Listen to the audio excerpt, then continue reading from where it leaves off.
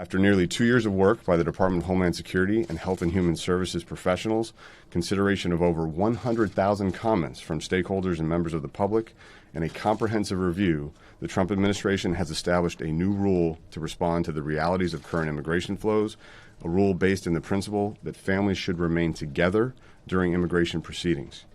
While the Flores settlement agreement is operationally outdated and does not respond to the current immigration crisis, it has many important aspects and principles, like the need for special protections for children and high standards for government facilities, that were adopted as defining features in this new rule. This is an extensive and detailed rule, but this morning I want to highlight 4 key elements. First and foremost, the new rule permanently establishes standards of care in custody for children and families. These standards are high. Second, the new rule closes the legal loophole that arose from the reinterpretation of Flores, which Congress has refused to do, allowing the federal government to house alien families together in appropriate facilities during fair and expeditious proceedings, as was done by the previous administration in 2014 and 2015. Third, by closing this key loophole in Flores, the new rule will restore integrity to our immigration system and eliminate the major pull factor fueling the crisis.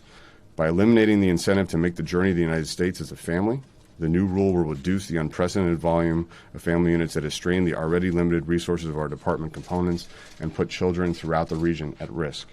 And fourth, the new rule will protect children by reducing incentives for adults, including human smugglers, to exploit minors in the dangerous journey to our border, using them to beat the system and be released into the United States. All children in the government's care will be universally treated with dignity, respect, and special concern, in concert with American values and faithful to the intent of the original settlement.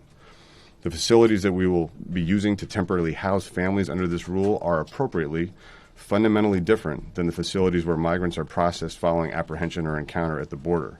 They are campus-like settings with appropriate medical, educational, recreational, dining, and private housing facilities. The purpose of holding individuals in administrative custody during immigration proceedings is to get an immigration result as expeditiously as possible, and for those that have meritorious claims, to have them released, and for those that do not meet the standards, to have them repatriated. The rule also establishes very clear parole and bond procedures for release of individuals going through their proceedings for various reasons. So there's no intent to hold families for a long period of time.